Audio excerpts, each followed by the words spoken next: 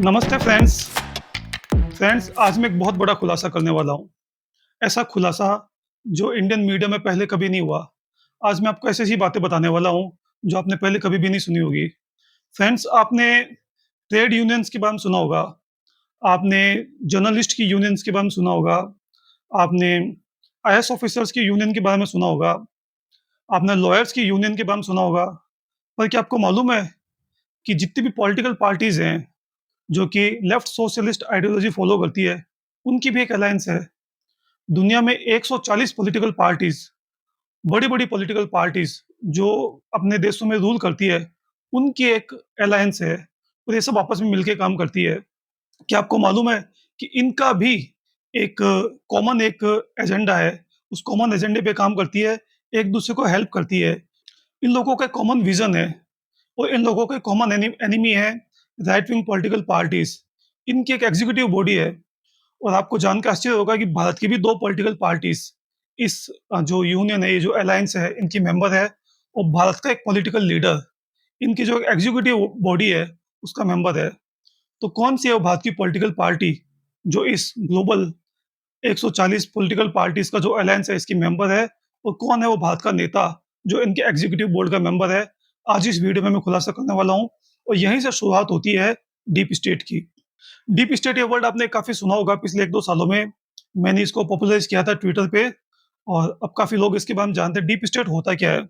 Friends आप सब लोग स्टेट के बारे में जानते हैं। स्टेट मतलब हमारी सरकार, हमारी व्यवस्था, जिनको हम लोग इलेक्ट करते हैं, जो हमारा देश चलाते हैं। तो हमको मालूम है कि ये लोग हैं जो हमारा देश चलाते हैं, जिसमें हमारी सरकार है, हमारे सिविल सर्वेंट्स है, जुडिशरी है, मीडिया है, ब्यूरोक्रेसी है। ये सब हमारे सामने होता है और हमें मालूम है। डीप स्टेट का मतलब वो लोग जो पर्दे के पीछे से सरकार चलाते हैं, जिनको हम लोगों ने चुना नहीं है, लेकिन तो भी वो सरकार चलाते हैं और वो बहुत पावरफुल लोग होते हैं। हम लोग सरकार चुन के भेजते हैं, लेकिन हमारी सरकार हमारे हमारे लिए काम नहीं करती है, उनके लिए काम करती है। वो कभी इलेक्शन नहीं लड़ते हैं। तो वो जो लोग जो पर्दे के पीछे से कोई देश को चलाते हैं, उसको डीप स्टेट बोलते हैं। हर एक देश में एक छोटा-मोटा डीप स्टेट होता है, लेकिन हम लोग जिस डीप स्टेट की बात कर रहे हैं, वो है ग्लोबल डीप स्टेट, जो पूरी दुनिया को चलाता है। अब आप खुद सोचिए, कोई भी पॉलिटिकल पार्टी है, वो उस देश के लोगों को रिप्रेज़ेंट करती है, लेकिन आज आपको मालूम चला है कि हमारी 2 पॉलिटिकल पार्टीज़ ऐसी है, उसमें पर्टिकुलरली एक का ही आप नाम लो, एक तो अभी नई जुड़ी है, जो कि ग्लोबल अलायंस का हिस्सा है। जिसको कि दूसरी जो पॉलिटिकल पार्टीज़ है, वो इन्फ्लुएंस करती है, वो उनसे आइडियोलॉजी लेती है, उनसे सपोर्ट लेती है। तो जो दुनिया में जो दूसरी पॉलिटिकल पार्टीज़ हैं, वो हमारे देश में इंटरफेयर कर रही है और उन पॉलिटिकल पार्टीज़ के पीछे जो लोग बैठे हैं, जो उनको चला रहे हैं और उनके पीछे जो लोग बैठे हैं, जो उनको चला रहे हैं, वो लोग कौन है? यही डीप स्टेट होता है, पर्दे के पीछे से देश को चलाना। तो आज इस वीडियो में मैं आपको बताऊँगा कि डीप स्टेट एक्चुअल में है क्या? ये डीप स्टेट बना कैसे? ये डीप स्टेट एक्चुअल में दुनिया को कंट्रोल कैसे करता है? इस डीप स्टेट में के कितने एलिमेंट्स हैं, वो आपस में कैसे काम करते हैं और इनका अल्टीमेट एम क्या है? तो चलिए हम लोग वीडियो स्टार्ट करते हैं। ये द गार्जियन न्यूज़पेपर है और ये 18 मई 2014 की न्यूज़ है। 18 मई 2014 क्या हुआ था 18 मई 2014 को? First time in the history BJP पूर्ण बहुमत से जीती थी और नरेंद्र मोदी जी प्रधानमंत्री के लिए इलेक्ट हुए थे। तो सुनिए ये जो ब्रिटेन का न्यूज़पेपर है द गार्जियन, ये लंदन बेस्ड न्यूज़पेपर है, इसने क्या लिखा था? इसने बहुत इंपॉर्टेंट बात लिखी थी, जो लोगों ने उस समय इतना उस पे ध्यान नहीं दिया, लेकिन इसने एक बहुत बड़ा मैसेज दिया था। ये टाइटल था Indian another twist with destiny. ये एडिटोरियल है। एडिटोरियल किसी भी न्यूज़पेपर का सबसे इंपॉर्टेंट कॉलम होता है। यहाँ पे नीचे लिखा है टुडे 80 मई 2014 में will go down in the history as the day, यह पढ़ेगा when Britishers finally left India. 18 मई 2014 को ब्रिटिशर्स फाइनली लेफ्ट इंडिया। लेकिन ब्रिटिशर्स तो 15 अगस्त 1947 को चले गए थे, तो ये गार्जियन ऐसा क्यों लग रहा है? क्या इनको हिस्ट्री मालूम नहीं है? इनको हिस्ट्री मालूम है, इनको सब कुछ मालूम है। लेकिन ये जो लिखा था, इसके पीछे एक बहुत बड़ा मतलब था and he was absolutely right.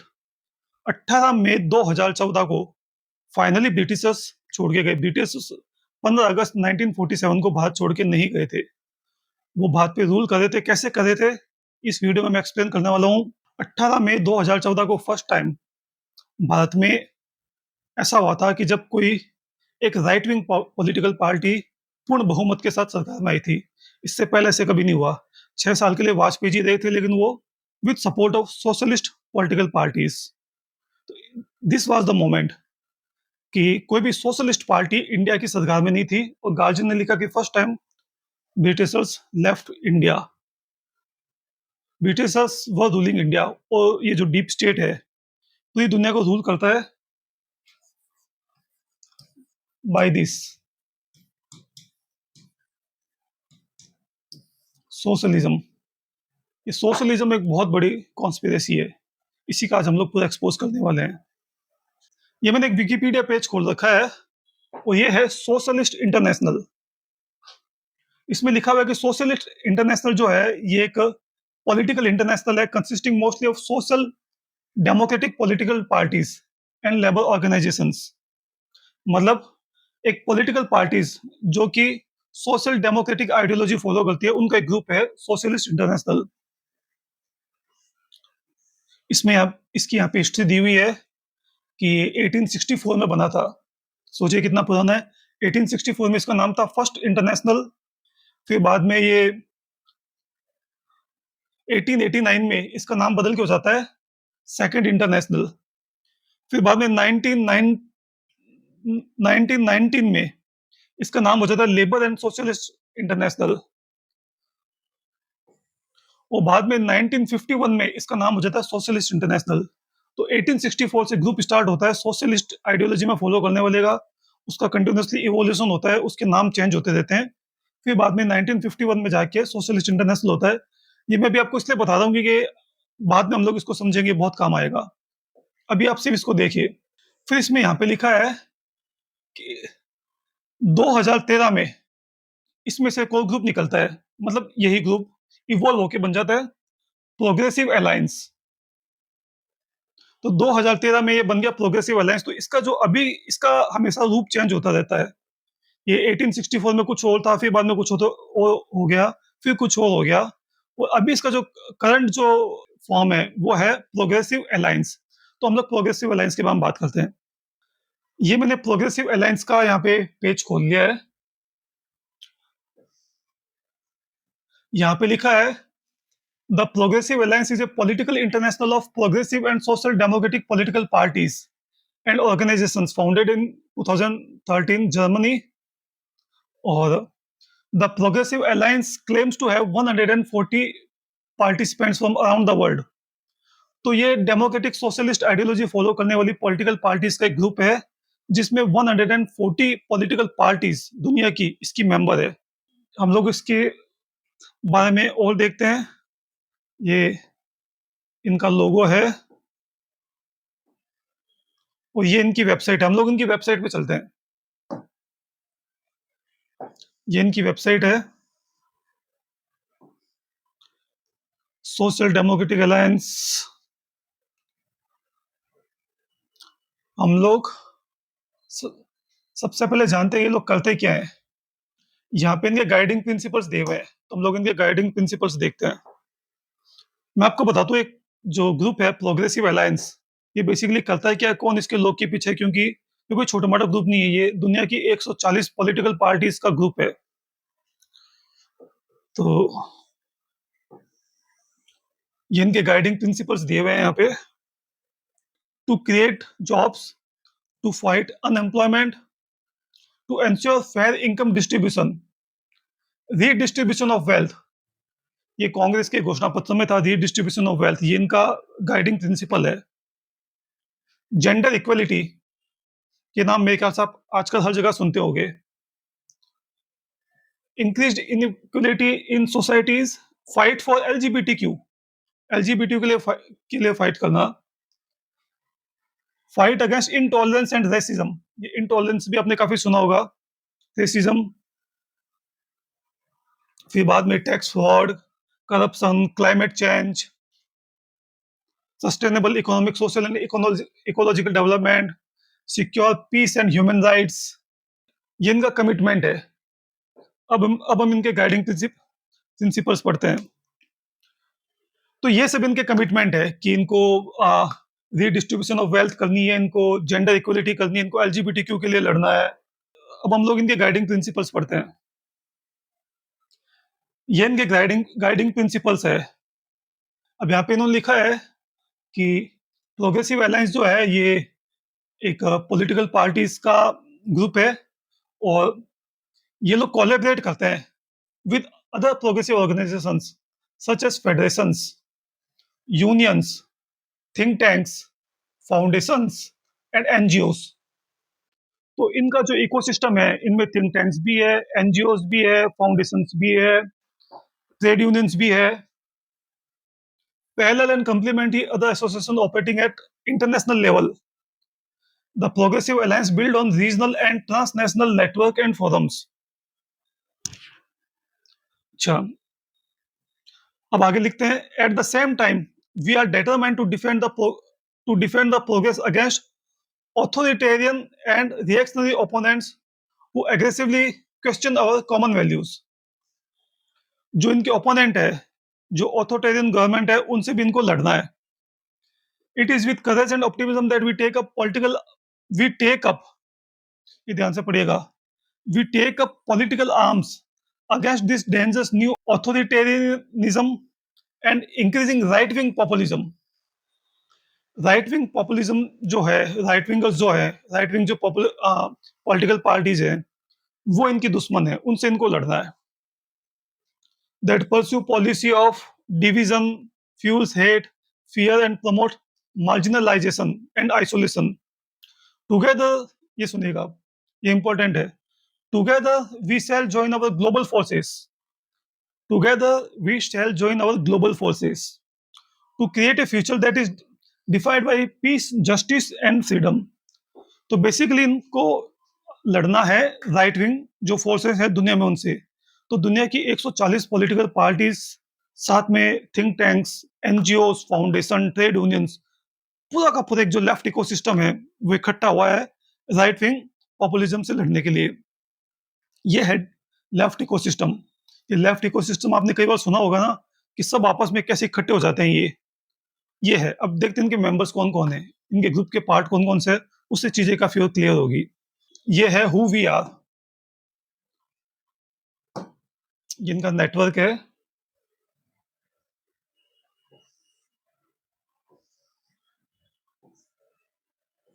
Progressive parties, ये लूला डी सिल्वा है, ब्राजील का प्रेसिडेंट। चलिए, अब हम लोग देखते हैं कौन कौन सी पॉलिटिकल पार्टीज हैं जो इनकी मेंबर्स हैं। मैंने आपको बताया था 2 पॉलिटिकल पार्टी इंडिया की इनकी मेंबर है। अब आप देखिए, सोशलिस्ट पार्टी, ये इतने सारे देशों की जो पार्टीज हैं वो इनकी मेंबर है। ऑस्ट्रेलियन लेबर पार्टी वहां पे सरकार में अभी, ये मोस्ट ऑफ द पार्टीज हैं वो अपनी अपनी कंट्री में रूल कर रही है। ब्राजील में वर्कर्स पार्टी जो लूला डी सिल्वा, नेपाल की नेपाल कांग्रेस पार्टी जो भी सरकार में है वहां पे, कनाडा में ये पहले थी पैलेस्टाइन की फतह,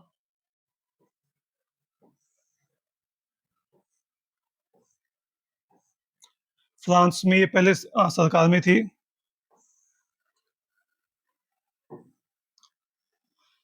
ये आ गई इंडिया, और इंडिया की जो 2 पॉलिटिकल पार्टीज है वो है ये कांग्रेस एंड समाजवादी पार्टी। कांग्रेस और समाजवादी पार्टी इनकी इस अलायंस की मेंबर है। जो कि लेफ्ट इकोसिस्टम की हम लोग बात करते हैं, उस लेफ्ट इकोसिस्टम की जो 2 इंडियन पॉलिटिकल पार्टीज हैं वो है कांग्रेस और समाजवादी पार्टी। अब सोचिए इकोसिस्टम कितना पावरफुल है। अमेरिका की डेमोक्रेटिक पार्टी इसकी मेंबर है। डेमोक्रेटिक पार्टी दुनिया की सबसे पावरफुल पॉलिटिकल पार्टी है। बराक ओबामा, हिलरी क्लिंटन, जो बाइडन, जॉर्ज सोरोस, ये लोग इस पार्टी के पीछे हैं। ये यहाँ पे यूनाइटेड किंगडम की लेबर पार्टी जो जिनके भी सरकार है वहां पे, कियर स्टारमर, टोनी ब्लेयर, बेसिकली ये जो 2 पॉलिटिकल पार्टी है, लेबर पार्टी, डेमोक्रेटिक पार्टी, ये 2 पार्टी सबसे इंपॉर्टेंट मेंबर हैं इस अलायंस के। अब आप इमेजिन कीजिए इस इकोसिस्टम को, ये कितना पावरफुल इकोसिस्टम है। यहाँ पे जितनी भी पॉलिटिकल पार्टीज़ है, इन सारी पॉलिटिकल पार्टीज़ के अपने देश में एक इकोसिस्टम है। ये पार्टीज़ अपने देश में कुछ मीडिया को कंट्रोल करती है, कुछ इंस्टीट्यूट्स को कंट्रोल करती है, प्रोफेसर्स को कंट्रोल करती है, कुछ सिविल सर्वेंट्स को कंट्रोल करती है, सारी पार्टीज़ अपने-अपने कंट्री में। और ये जब ये सब आपस में मिलती है, तो इनका कितना पावरफुल इकोसिस्टम बनता है, क्योंकि हर पार्टी का अपनी कंट्री में एक इकोसिस्टम है। कांग्रेस का इंडिया में एक इकोसिस्टम है, डेमोक्रेट्स का अमेरिका में इकोसिस्टम है, यूके का अपनी कंट्री में इकोसिस्टम है, फ्रांस का अपनी कंट्री में इकोसिस्टम है, जर्मनी का अपनी कंट्री में इकोसिस्टम है। जर्मनी का मैंने आपको बताया नहीं, सोशल डेमोक्रेटिक पार्टी जो वहाँ पे सरकार में है, वो इनकी मेंबर है। तो जब ये सारे इकोसिस्टम आपस में मिलते हैं, तो बनता है दुनिया का सबसे बड़ा इकोसिस्टम, जिसे हम लोग लेफ्ट इकोसिस्टम बोलते हैं। चलिए हम लोग और देखते हैं। अब हम लोग इनका बोर्ड देखते हैं। इनका सबसे इंपॉर्टेंट मेंबर बोर्ड होता है ये प्रेसिडियम। ये बेसिकली जो प्रेसिडियम है, ये act as a executive body, और ये इनके प्रेसिडियम मेंबर है। ये इनकी एग्जीक्यूटिव बॉडी है जो इनको चलाती है। और इसके अंदर एक जो मेंबर है जिसके ऊपर मेरी नजर जा रही है, वो है ये राहुल गांधी। राहुल गांधी प्रोग्रेसिव अलायंस का एग्जीक्यूटिव बॉडी का मेंबर है। आई डोंट नो इसकी राहुल गांधी की फोटो यहाँ पे क्यों नहीं लगाई है। राहुल गांधी की फोटो तो बहुत इजीली अवेलेबल है। जब सबकी फोटो लगाई है तो राहुल गांधी की भी लगा लेते। क्या रीजन है मुझे मालूम नहीं, बट जो खुलासा मैं करने वाला था वो खुलासा ये है कि 140 सोशलिस्ट पॉलिटिकल पार्टीज का एक ग्लोबल अलायंस है। उस ग्लोबल अलायंस में कांग्रेस और समाजवादी पार्टी मेंबर है, और राहुल गांधी उनकी एग्जीक्यूटिव बॉडी का मेंबर है। अब आपको मालूम चला कि राहुल गांधी को विदेशों से इतना सपोर्ट क्यों मिलता है, राहुल गांधी विदेशों के इतने दौरे क्यों करता है, राहुल गांधी को मोदी जी से ज्यादा रीट्वीट्स लाइक्स क्यों मिलते हैं। ये रीजन है। राहुल गांधी के पीछे दुनिया का सबसे बड़ा इकोसिस्टम खड़ा है। एक ऐसा इकोसिस्टम जो कि ओपनली बोलता है कि हम लोग जो हैं वो राइट विंग पार्टीज के अगेंस्ट हम लोग लड़ रहे हैं। मतलब इनका दुश्मन कौन है? राइट विंग पार्टीज में कौन है? बीजेपी, अमेरिका में ट्रंप, इसराइल में नेतन्याहू, ये सब राइट विंग लीडर्स है। तो यहाँ पे तो ये सब आपस में लड़ रहे हैं, और वो जो साम ओपोनेंट है वो सब के सब आपस में यूनाइटेड है और वो मजे ले रहे हैं। होना तो ऐसा चाहिए कि Modi ji, Trump, Netanyahu, Putin, ये सब आपस में मिले, जो जितने भी राइट विंग लीडर्स हैं, और इनका सामना करें। लेकिन ये सब आपस में लड़ रहे हैं, और इनके जो सामने जो लेफ्ट पॉलिटिकल पार्टीज हैं, ये सारी की सारी यूनाइटेड है, मिलजुल के काम कर रही है, और ओपनली बोल रही है कि हमें राइट विंग पार्टीज को हराना है। अब आपको नहीं लगता कि 2024 के चुनाव में इस पूरे इकोसिस्टम ने बीजेपी को हराने के लिए राहुल गांधी की हेल्प की होगी? क्योंकि तो खुद ओपनली बोल रहे हैं कि जितनी भी राइट विंग फोर्सेस है, हमें उनको हराना है। ये था वो इकोसिस्टम, और ये इकोसिस्टम है डीप स्टेट का एक छोटा सा एलिमेंट। चलिए और देखते हैं। हम लोग इनके इवेंट्स में जाते हैं, इनसे हमें कुछ तो मालूम चलेगा। जिनका अपकमिंग इवेंट है जेंडर इक्वलिटी कॉन्फ्रेंस, 24 से 26 अक्टूबर को स्विट्जरलैंड में। ये इसी महीने एक बोर्ड मीटिंग है इनकी अर्जेंटीना में। और ये देखिए, ये हमारे राहुल गांधी जी। इनकी 25 से 26 अप्रैल को हैदराबाद में एक मीटिंग हुई थी। ये इनके रिजोल्यूशन पास हुए थे। Approve the strategic direction of 2025 including regional network exchange to counter the rise of far right politics. अब फार राइट पॉलिटिक्स इंडिया में कौन करती है? वो है बीजेपी। तो बीजेपी से लड़ने के लिए स्ट्रेटेजी बनाई गई थी इसकी प्रोग्रेसिव अलायंस की।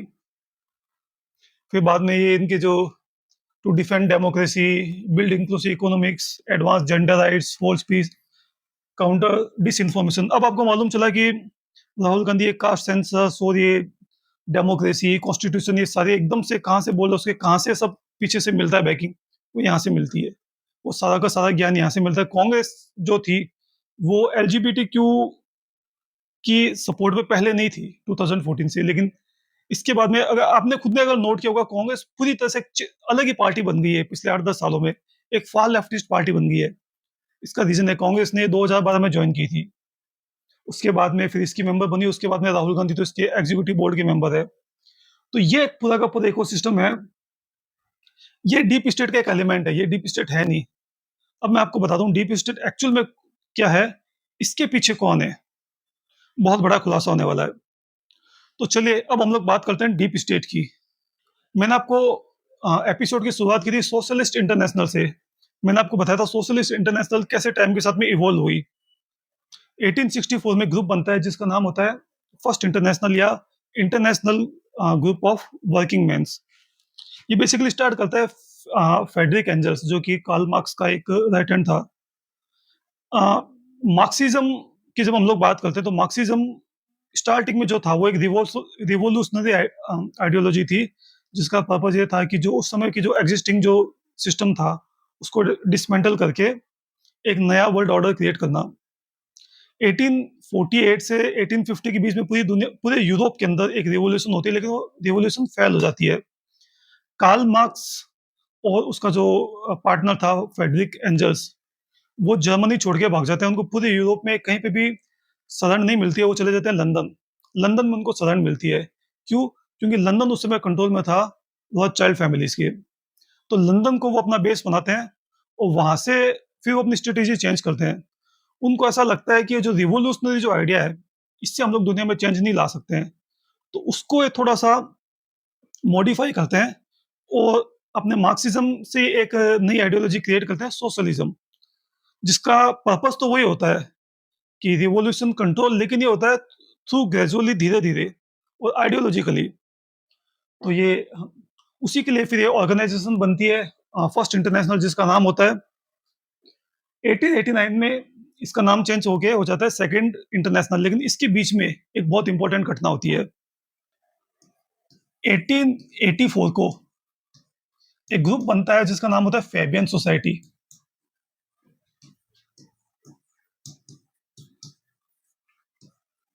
ये बेसिकली एक नई थ्योरी लेकर आते हैं, फेबियन सोशलिज्म।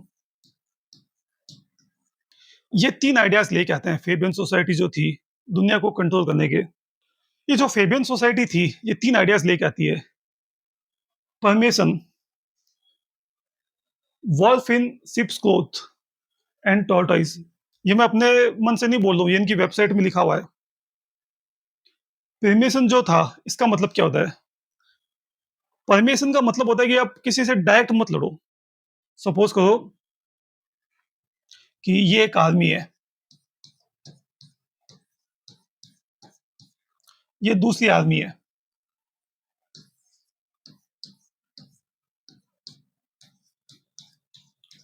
ये टेक्निक बोलते हैं कि अगर इनको इससे लड़ना है तो आपको डायरेक्ट हेड ऑन लड़ने की जरूरत नहीं है। आप चुपके से अंदर घुस जाओ,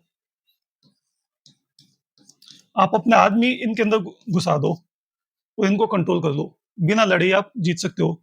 तो इनकी स्ट्रेटेजी होती है कि जितनी भी एग्जिस्टिंग इंस्टीट्यूशंस हैं, हम सब के अंदर अपने आदमी घुसा देंगे और सारी इंस्टीट्यूशन को कंट्रोल कर लेंगे, और थ्रू दो इंस्टीट्यूशन हम लोग पूरी दुनिया को कंट्रोल करेंगे। ये इनकी स्ट्रेटेजी होती है।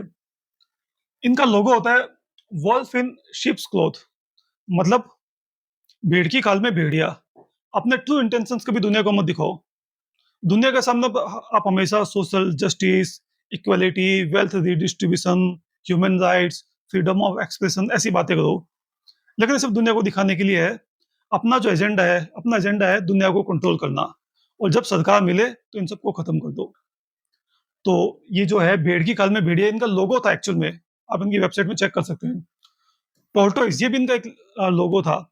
टॉर्टोइस मतलब धीरे धीरे, कि एकदम से अपन को लड़ाई नहीं करनी है, एकदम से रिवोल्यूशन नहीं करना है, धीरे धीरे कंट्रोल करना है पूरी दुनिया को, एक एक इंस्टीट्यूशन को, एक एक स्ट्रक्चर को। और कंट्रोल किसको करना है? इन्होंने बताया था 5 इंस्टीट्यूशन को अगर आप कंट्रोल कर लो तो आप पूरी दुनिया को कंट्रोल कर सकते हो। वो 5 थे। इनका कहना था कि ये जो 5 इंस्टीट्यूशंस हैं, political parties, civil servant, education, media और चर्च, इनको अगर आप कंट्रोल कर लो तो आप पूरे देश के सिस्टम को कंट्रोल कर सकते हो। तो यहाँ से डीप स्टेट की आइडियोलॉजी स्टार्ट होती है। डीप स्टेट कैसे बना? पॉलिटिकल पार्टीज का मैंने आपको बता ही दिया, जो प्रोग्रेसिव अलायंस है, कि कैसे उन्होंने सारी पॉलिटिकल पार्टीज को कंट्रोल किया। सिविल सर्वेंट का मैं आपको बताऊंगा, एजुकेशन, मीडिया, ये सब मैं आपको बताऊंगा। तो ये बेसिकली 1884 में ग्रुप आता है फेबियन सोसाइटी, इस आइडियोलॉजी के साथ में। उसके बाद में क्या होता है, चलो वापस यहाँ तक चलते हैं। फेबियन सोसाइटी इसको कैप्चर कर लेता है सेकेंड इंटरनेशनल में जो होती है, इसमें सारे अपने आदमी घुसा देता है, और जो ये सोशलिस्ट जो इंटरनेशनल थी, इनमें सारे फेबियंस घुस जाते हैं, इसको कंट्रोल कर लेता है। उसी दरमियान एक और ग्रुप बनता है जिसका नाम था Milner group. Milner was a civil servant, south Africa में जो कि उसमें ब्रिटिश की कॉलोनी था, उसका सबसे पावरफुल आदमी था and most powerful civil servant of British administration. आप इसको बोल सकते हैं उस जमाने का हेनरी किसिंगर था ये ग्रुप बनाता है इसके साथ में होते हैं सेसिल रोड्स एंड रॉथस्चाइल्ड।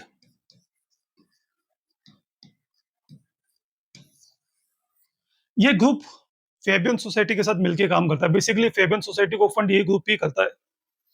बहुत बड़ी कहानी है, मैं आपको कभी फिर बताऊंगा, लेकिन आप ये समझ लीजिए अभी इंडिया में राउंड टेबल कॉन्फ्रेंस हुई थी, इनके ग्रुप का नाम था राउंड टेबल ग्रुप। तो वो इन्हीं का ही एक इवेंट्स थे। 1895 में ये लोग घुसते हैं एजुकेशन में, एक कॉलेज बनाते हैं, लंदन स्कूल ऑफ इकोनॉमिक्स, और इसका प्रेसिडेंट बनता है रॉथस्चाइल्ड, इसको फंडिंग करता है रॉथस्चाइल्ड। तो यहाँ से घुसते हैं एजुकेशन के अंदर। 1900 के अंदर ये पॉलिटिकल पार्टी बनाते हैं जिसका नाम रखते हैं लेबर पार्टी।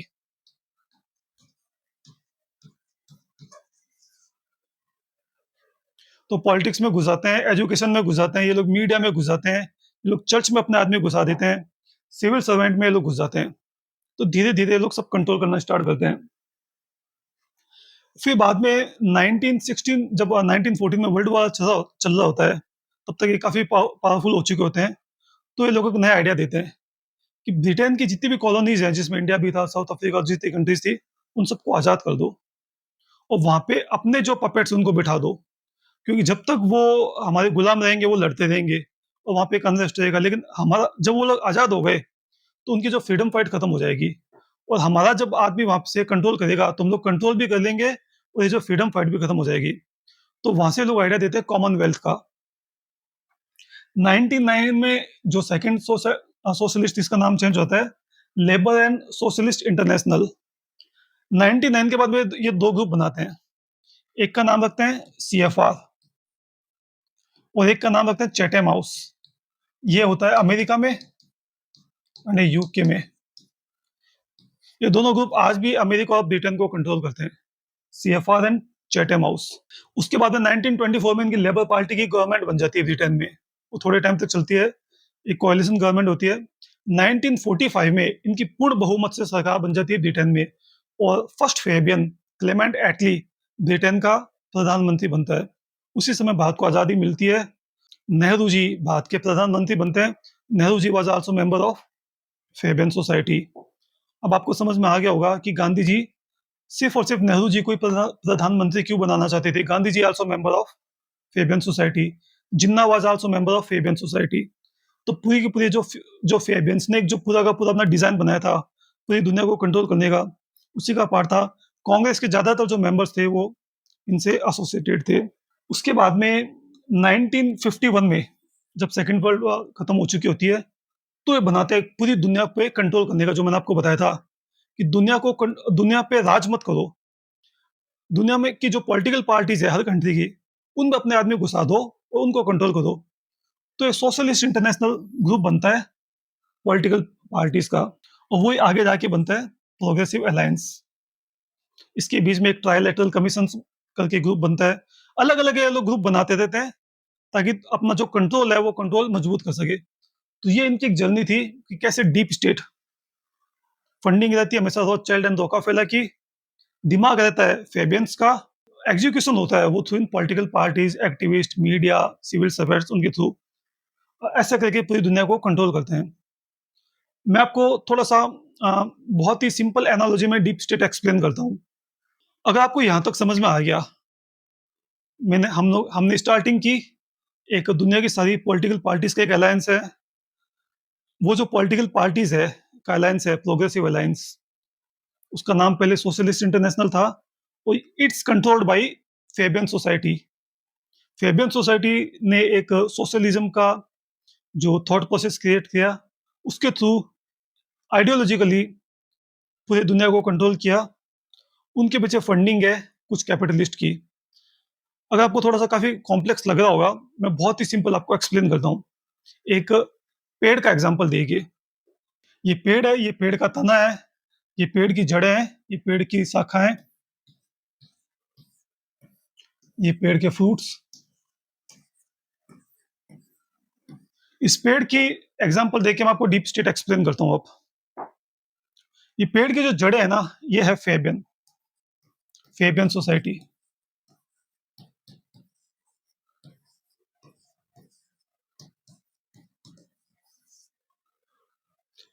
ये आइडियोलॉजिकल इंजन है डीप स्टेट का, और वो आइडियोलॉजी क्या है? सोशलिज्म। इसको मैं लिख देता हूँ, आइडियोलॉजिकल रूट्स। तो आइडियोलॉजी मिलती है फेबियन सोसाइटी से। तो डीप स्टेट को जो डीप स्टेट जो दुनिया को कंट्रोल करती है, वो कंट्रोल करती है आइडियोलॉजी के दम पे। इसका तना है प्रोग्रेसिव अलायंस, जिसकी वेबसाइट मैंने आपको दिखाई थी, 140 पॉलिटिकल पार्टियां।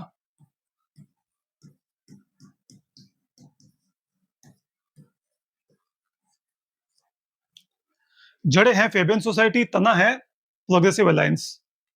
इसकी शाखाएं हैं जो थिंक टैंक्स है, एनजीओस है, फाउंडेशंस है, इसमें सीएफआर, चैटम हाउस, यूएन ले लो, इंडिया के अंदर सीएसडीएस, सीपीआर, एनजीओस। तो जितने भी इंस्टीट्यूशंस ग्रुप्स जो हैं, ये सब इनकी शाखाएं हैं। और इनकी जो पत्तियां और ये जो फ्रूट्स हैं, ये आपके हैं जर्नलिस्ट हैं, एक्टिविस्ट हैं, प्रोफेसर्स हैं। अब इसमें कॉर्पोरेट्स कहाँ फिट होते हैं? इस पेड़ को जो खाद पानी मिलता है, वाटर एंड फर्टिलाइजर, इसका जो खाद पानी है वो है कॉर्पोरेट्स, जिसमें मोस्टली रॉथचाइल्ड, रॉकफेलर। पेड़ का मालिक कौन होता है? वो जो उसको लगाता है, जो उसको पानी देता है, जो उसको खाद देता है। तो इस डीप स्टेट का बॉस कौन है? डीप स्टेट के बॉस हैं ये कॉर्पोरेट्स। रॉथचाइल्ड है, रोकाफेला है, जॉर्ज सोरोस है, बिल गेट्स हैं, जो इसको जहां से फंडिंग आती है, ये लोग फंडिंग करते हैं। ये फंडिंग जाती है यहाँ पे आइडियोलॉजी। इस फंडिंग से क्या करते हैं? आइडियोलॉजी क्रिएट करते हैं। वो आइडियोलॉजी कहाँ बनती है? यूनिवर्सिटीज में, स्कूल्स में, एजुकेशंस में। और वो आइडियोलॉजी की सप्लाई कहाँ से होती है? Fabian society. वो डिसाइड करती है कि हम लोगों को ये आइडियोलॉजी बनानी है, हमें एलजीबीटीक्यू पे काम करना है, हमें क्लाइमेट चेंज पे काम करना है, हमें सोशल जस्टिस पे काम करना है। तो ये फंडिंग देता है, ये आइडियोलॉजी क्रिएट करती है। ये आइडियोलॉजी जो बन के पहुंचती है इनके पास, जो पॉलिटिकल पार्टीज के पास, राहुल गांधी के पास में, कि भाई इस एजेंडे पे आपको काम करना है, आपको ये करना है। वहां से ये जाती है जो थिंक टैंक्स है, जो एनजीओज हैं, कि इस पे काम करो। और फाइनली उसको एग्जीक्यूट करते हैं ये प्रोफेसर्स, एनजीओज, मीडियाज, एक्टिविस्ट। ऐसे करके पूरा ये डीप स्टेट का इकोसिस्टम है। आई थिंक इससे आपको काफी चीजें क्लियर हो गई होगी। और अगर इससे भी नहीं हो तो मैं आपको एक और एग्जांपल से एक्सप्लेन करता हूँ। ये कार इमेजिन करो आप। इस कार का जो यहाँ पे इंजन है, ये इंजन है फेबियन सोसाइटी, और इस इंजन का नाम है सोशलिज्म।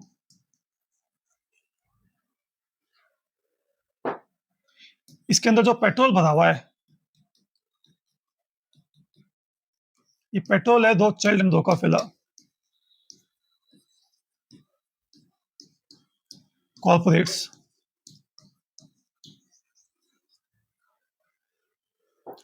ये जो गाड़ी का जो चेसिस है,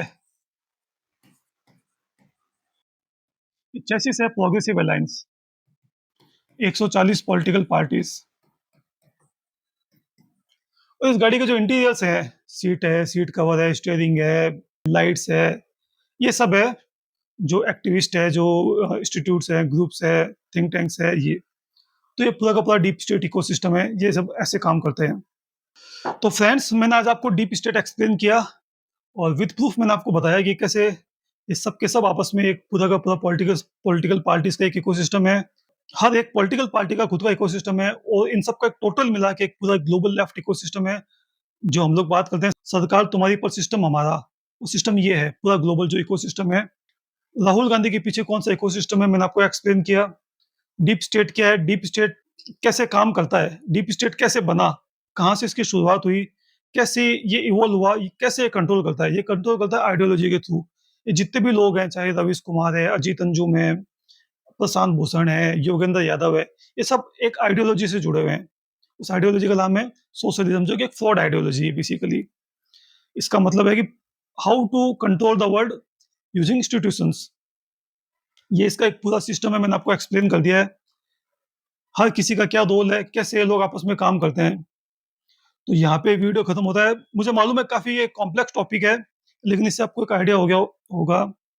इसके ऊपर मैं और ज़्यादा वीडियोस बनाऊँगा। एक-एक एलिमेंट को हम लोग डिटेल में बात करेंगे और ज़्यादा हम लोग डिटेल में डिस्कस करेंगे। ये वीडियो मैं यहीं पे खत्म करता हूँ। आपके कुछ भी क्वेश्चन हो तो आप कमेंट बॉक्स में पूछ सकते हैं। तो दूसरे वीडियो में मिलेंगे, तब तक के लिए नमस्ते।